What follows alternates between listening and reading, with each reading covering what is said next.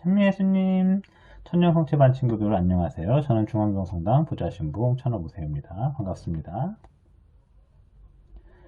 지난주에 사진 촬영하느라고 이제 오랜만에 2주 만에 또 수업을 하게 됐죠. 이제 반갑습니다. 지난주에 우리 친구들하고 같이 사진 촬영하면서 굉장히 저는 기뻤습니다. 물론 졸립긴 했어요. 제가 이제 점심 먹고 맨날 자거든요. 그러긴 하지만 졸립긴 했지만 아주 기뻤어요. 왜냐면은 우리 친구들이 이만큼 열심히 천년성체를 잘 준비하고 있구나. 이렇게 이제 얼마 남지 않았구나, 천년성체가. 이런 생각이 들어서 저도 굉장히 기뻤습니다. 그래서 우리 친구들이, 그날 기분이 어땠는지 모르겠지만, 아무튼, 이제 얼마 남지 않은 기간이에요. 얼마 남지 않은 기간, 이렇게 잘 준비하면서, 이렇게 천년성체의 기쁨을 맞이할 수 있기를, 이렇게 저도 기도하면서 응원하겠습니다. 오늘 수업은 15과 수업과 16과 수업을 동시에 다 설명을 해드리겠습니다. 그래서 인문성사에 대해서 공부를 할 거예요. 인문성사에 대해서 공부를 할 거고, 제가 7가지 성사에 대해서 이제 다 설명을 해드릴 건데, 왜 7가지를 다 설명해 드리는지는 시작기도 먼저 기도하고 그 다음에 알려드리겠습니다. 시작기도로 성모성 기도하겠습니다. 성부와 성자와 성령의 이름으로 아멘. 은총이 가득하신 마리아님 기뻐하소서. 주님께서 함께 계시니 여인 중에 복되시며 태중의 아들 예수님 또한 복되시나이다. 천주의 성모 마리아님 이제와 저희 죽을 때 저희 죄인을 위하여 빌어주소서. 아멘. 성부와 성자와 성령의 이름으로 아멘.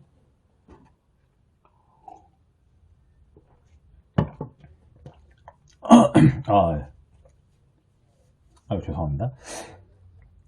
칠성사에 대해서 다 수업을 하는 이유를 알려드릴게요. 간단합니다. 칠성사에 대해서 공부할 기회가 지금밖에 없어요. 지금밖에 없고, 칠성사에 대해서 잘 안 알려주더라고요.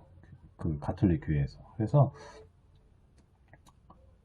신부님께서 질문하실 수 있죠. 우리 친구들 교리 공부 열심히 했어요? 하면 네! 이렇게 대답해야죠. 그쵸? 열심히 했는데, 그러면은 성사는 몇 가지 있어요? 칠성사 7가지 있어요. 이렇게 말할 수 있잖아요. 근데 견진성사가 뭐예요? 하고 물어보시면 몰라요. 이렇게 답할 수밖에 없어요. 왜냐면 책에 없거든요. 그쵸? 책에 견진성사가 없어요. 그래가지고 견진성사가 뭐예요? 몰라요. 그 다음에 혼인성사가 뭐예요? 어떻게 준비해야 돼요? 몰라요. 이렇게 될 수밖에 없어요. 근데 혼인성사에 대해서 알려주냐? 아니요. 나중에 혼인할 때 신부님한테 찾아가서 이렇게 물어봐야 되는데 그것도 모르고 있으면은 안 찾아가겠죠? 그냥 결혼하는 거예요. 혼인성사를 받아야 되는지도 모르고 그냥 결혼하는 거예요. 근데 제가 생각해봐도 혼인성사를 안 알려줘요. 그래가지고, 저는 신학교에서 배웠어요. 혼인성사를. 아무도 안 알려주니까. 신학교에서 배웠고, 견진 받을 때 배우거든요? 근데, 그래서, 천년성체 할 때 같이 설명해야겠다, 이런 생각이 들어서, 칠성사에 대해서 간단하게 설명하고, 어떤 것이 중요한 건지 정말 우리가 꼭 기억해야 되는 게 뭔지 그 정도만 이야기하면서 간단하게 설명하겠습니다. 그렇고 네 그렇습니다. 그렇고 성경 공부는 없어요. 성경 공부는 제 생각에는 따로 영상을 만들어야 할 것 같아요. 마지막 중요한 성경의 중요한 인물들과 중요한 가르침들 성경 공부는 따로 이제 만드는 게 좋을 것 같습니다. 그래서 없고 숙제는 있어요. 숙제는 프린트인데 그렇게 어렵지 않습니다. 그래서 활동하는 식으로 되어 있는 그런 프린트물 이렇게 같이 하는 거 숙제를 알려드리겠습니다. 일단 수업 끝날 때 알려드릴게요. 자, 그러면 세례성사에 대해서 인문성사에 대해서 이제 수업을 하겠습니다. 인문성사는 신앙생활을 시작할 수 있게끔 해주는 그런 시작 단계, 시작의 그 입문 말 그대로 입문하는 그 성사예요. 그래가지고 입문성사는 3가지 성사를 입문성사라고 하는데 세례성사와 성체성사와 견진성사 이 3가지 성사를 입문성사라고 합니다. 옛날에는 이 3가지 성사를 한 번에 다 했어요. 한 번에 다 했는데 지금은 그렇게 하지 않죠. 지금은 유아세례를 받은 친구들은 세례만 따로 하고 그쵸? 영성체는 또 나이가 돼야지 하고 천년성체 받는 나이가 있죠. 그리고 견지는 더 이제 중학생 돼야지 해요. 견지는 이거 막 따로따로 해요. 그럼 왜 따로 하는지 이제 제가 설명을 해드릴 예정입니다. 그렇고 세례성사와 성체성사는 책에도 나와 있기 때문에 좀 더 자세하게 설명을 해드릴 거고 그리고 견진성사는 좀 간단하게 설명을 해드리겠습니다. 자, 세례성사 설명해 드릴게요. 세례성사는 무엇인가요? 세례성사는 무엇인가요? 여기 알아보겠습니다.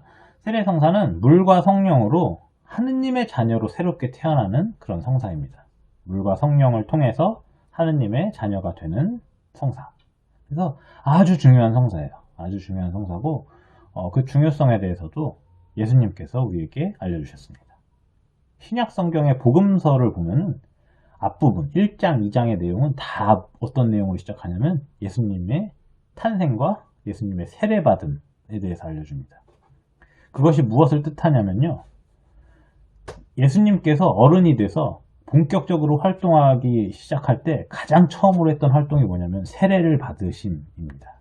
세례를 받는 것으로서 예수님께서 당신의 활동을 이렇게 시작하셨다 라고 알려주셨고 직접 보여주셨고 그리고 그 세례를 통해서 예수님께서 하느님의 아드님이다 라는 점이 드러났어요. 하느님께서 직접 말씀해 주셨다고 이렇게 복음서의 내용에 나와 있습니다. 그렇고 요한복음에서는 물과 성령으로 새롭게 태어나지 않으면 하느님의 자녀가 될 수 없다라고 이렇게 예수님께서 굉장히 중요하게 말씀을 해주셨어요. 그래서 그 중요성에 대해서 우리는 복음서의 내용을 통해서 확인을 할 수가 있습니다. 그리고 성경의 다른 부분에서도 이렇게 세례성사에 대해서 직접적으로 알려주진 않지만 어떤 세례성사의 그 중요성에 대해서 설명해주는 내용이 곳곳에 나와요. 그것은 바로 어떤 내용이냐면 하느님의 자녀로서 깨끗하게 착하게 살아가는 그 모습이 필요하다라는 점이 성경 곳곳에서 나옵니다. 구약 성경에서는 이제 노아 이야기에서 착하게 살았던 노아만이 그 대홍수 속에서 살아남았다. 깨끗하고 착한 사람은 노아 살아남았다. 하느님의 자녀로 살고 있다라고 알려주고 죄송합니다. 그리고 예언자들도 그 물로서 이렇게 정화된다 이런 이야기를 하면서 이렇게 그 깨끗함에 대해서 표현을 종종 하고 있어요. 종종 하고 있고 신약 성경에서는 예수님과 싸웠던 사람들이 율법학자들과 바리사의 사람들이거든요. 네, 수석 사제들도 그렇고 이 사람들이 예수님하고 뭐 때문에 싸웠냐면 깨끗함 때문에 싸웠어요. 깨끗함. 이렇게 살아야 깨끗합니다. 라고 막 이렇게 서로 의견이 달라가지고 엄청 싸웠던 거예요.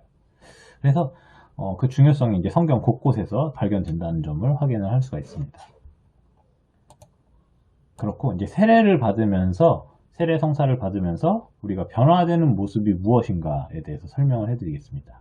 세례 성사를 받으면 우리의 죄가 이렇게 없어지고 죄를 용서받아요. 그렇다면 세례를 받으면 이제 막 살아도 되는가? 그렇지 않아요. 세례 성사를 받으면 원죄와 본죄가 이렇게 그 세례를 받는 순간에 이렇게 용서를 받아서 사라지지만 우리는 살면서 또 죄를 계속 지을 수 있어요. 그래서 일단 그 죄를 지으면 안 되니까 그렇다고 안 지을 수는 없잖아요. 인간은 죄를 지으면서 살아가는 존재이기 때문에 그래서 고해 성사를 통해서 이렇게 뉘우치면서 살아가는 그 생활이 필요한데 그거는 제가 이제 다음 수업 때 좀 더 자세히 설명을 해드릴게요. 오늘 수업 때는 원죄와 본죄가 무엇인지 좀 설명을 해드릴게요. 원죄는 아담이라고 우리 첫 번째 인간이 아담이라고 제가 이제 성경 설명할 때 말씀드렸죠. 아담이 죄를 지어서 하느님과 멀어지게 됐어요. 그렇죠? 그래가지고 쫓겨났다 그랬죠. 에덴 동산에서.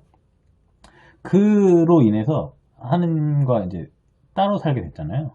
그 아담이 지은 그 죄 때문에 우리가 하느님과 멀어지게 됐어요. 그래가지고 이 하느님과 멀어지게 된 이 상태를 원죄라고 합니다. 그래서 우리는 아담 때문에 태어나서부터 이미 하느님과 좀 멀어져 있어요. 하느님과 같이 안 살잖아요. 그쵸? 그래서 좀 멀어져 있어요. 아담 덕분이죠, 참. 그쵸? 근데 아담을 너무 미워하지 마세요. 왜냐면은 아담을 미워하지 말라고 예수님께서 해결 방법을 마련해 주셨거든요. 그 방법이 바로 세례성사입니다. 세례를 받으면서 그 죄를 용서받아요. 그래서 세례가 그만큼 중요하다라는 점을 다시금 확인할 수 있습니다. 그리고 본죄는 그냥 내가 지은 죄를 뜻합니다. 대죄와 소죄로 나누기도 하는데 그 나누는 것을 떠나서 그쵸. 내가 그냥 생각과 말과 행위로 짓는 죄 죄가 바로 본죄입니다. 그러니까 본죄를 세례를 받고 나서 하느님의 자녀가 돼도 본죄를 계속 지을 수가 있어요. 우리 사람은 본죄를 지을 수가 있고 유혹에 빠질 수가 있기 때문에 본죄를 지을 수가 있고, 그래서 우리는 고해성사를 통해서 다시 뉘우치고 하느님을 찾으면서 그분을 닮아가기 위해서 노력을 계속해서 해야 한다라는 점을 말씀을 드렸던 겁니다. 그렇고 세례를 받으면 세례 성사를 받는 그 순간에 하느님의 인호, 십자가 표시를 통해서 하느님의 인호가 새겨집니다. 기름으로 이렇게 발라줘요. 그럼 이 기름이 지워지더라도 하느님의 그 인호 표시는 사라지지 않아요. 그 사람에게서. 이게 무슨 뜻이냐면 그 사람이 한번 세례를 받았다. 그러면 그 사람은 이제 하느님의 자녀가 된 거예요. 나 이제 하느님 안 믿을 거야. 아이, 귀찮아. 나 성당 안 다닐 거야. 해도 그 사람은 누구예요? 하느님의 자녀예요. 그래서 다시 돌아와서 고해성사를 받고 살아야 돼요. 하느님의 자녀가 되면은 그 표시가 돼요. 그래서 표시를 해서 이 사람은 하느님의 자녀입니다라고 표시를 했기 때문에 그 사람이 이제 지워지지 않는 표를 받으면서 하느님의 자녀로서 평생을 살아가게 됩니다. 그래서 세례는 딱 한 번만 받는 거예요. 유아 세례를 받았으면 세례를 또 받을 필요가 없습니다. 그리고 천정성죄만 하면 되는 거고, 세례는 한 번만 받으면 됩니다. 나 죄를 씻기 위해서 세례 한 번 더 받을래요? 아니요, 한 번 받으면 끝이에요. 세례는 한 번만, 견진도 딱 한 번만, 이렇게 한 번만 받는 성사가 있어요. 성품 성사, 신부가 되는 성사, 사제가 되는 성사도 한 번만, 뭐 이런 식으로 한 번씩만 받는 성사가 있습니다. 그렇고 그 다음에 세례명을 정합니다. 세례명을 정하고 세례명을 정하는 이유는 하느님의 자녀로서 새롭게 태어났다는 것을 알려주기 위해서예요. 그래가지고 세례명을 정할 때 예쁜 세례명 특히 여학생들은 이름이 예쁜 세례명을 정하려고 하는 사람들이 많아요. 그런데 세례명을 정하는 이유는 이쁜 이름을 갖기 위해서 이렇게 세례명을 정하는 게 아닙니다. 그게 아니고 그 성인의 모습을 본받아서 하느님의 자녀로서 새롭게 태어나기 위해서 우리가 정하는 거예요. 그래서 저는 모세를 정했잖아요. 그래서 전 모세처럼 살기 위해서 최선을 다하고 있어요. 이렇게 방황의 시간도 갖고 하느님의 자녀로서 어떻게 살아가야 되는지 고민도 많이 하고 이래가지고, 모세는 40년 인생이 다르거든요. 그래가지고 저도 한 두 번째 40년기에 돌입했나 막 이러고 있어요. 아무튼 그렇습니다. 내가 정한 그 성인의 그 인생을 닮아가면서 하느님의 자녀로서 새롭게 살기 위한 그런 시간을 갖기 위해서 세례를 받습니다. 그래가지고 세례명을 정하는 이유는 그거예요. 그래서 내 이름은 이쁜 걸로 해야겠다, 뭐 이러면은 약간 뭐랄까 좀 적절하지 못하다. 그쵸. 그렇습니다. 그리고 세례 성사를 준비하기 위한 방법에 대해서 알려드릴게요. 왜냐면 우리 친구들 중에서도 세례를 받고 천년성체를 하게 되는 친구들도 있기 때문에 세례 성사를 준비하기 위한 방법, 이 내용도 중요합니다. 먼저 그렇죠. 세례 성사를 받기 위해서 내가 세례를 준비하고 있는 어떤 마음가짐에 대해서 생각해 볼 필요는 있겠죠. 근데 이제 그런 걸 떠나서 정말로 꼭 해야 되는 것들 알려드릴게요. 마음가짐은 이제 당연히 제가 이제 설명을 해드릴 거고, 우리가 꼭 해야 되는 거는 성당에 일단 찾아가서 말씀을 해주셔야 돼요. 사무실에 오셔서 우리 아이가 세례를 받기를 원합니다. 그래가지고 언제 어떻게 받을 것인지 이렇게 안내를 잘 받으시면 됩니다. 그리고 세례명을 정해야 돼요. 세례명을 정하고 어떤 성인의 삶을 본받아서 새롭게 살아갈 것인지 세례명을 결정하고 대부모님을 정해야 합니다. 대부모님을 정하는 이유는 가족들 중에서는 대부모가 아니에요. 부모님 말고 다른 가족들은 뭐 상관없지만 부모님 빼고 그쵸. 다른 이미 신앙생활을 하고 있는 사람들을 선택해서 내 신앙생활을 도움을 줄 만한 사람을 이렇게 함께 두고 나와 함께 살아가고 있는 이웃이 있다라는 점을 생각하기 위해서 우리는 대부모님을 둡니다. 신앙생활을 서로 간에 이렇게 좋은 영향을 주고받기 위해서 대부모님을 정하기 때문에 대부모님을 결정해 주셔야 돼요.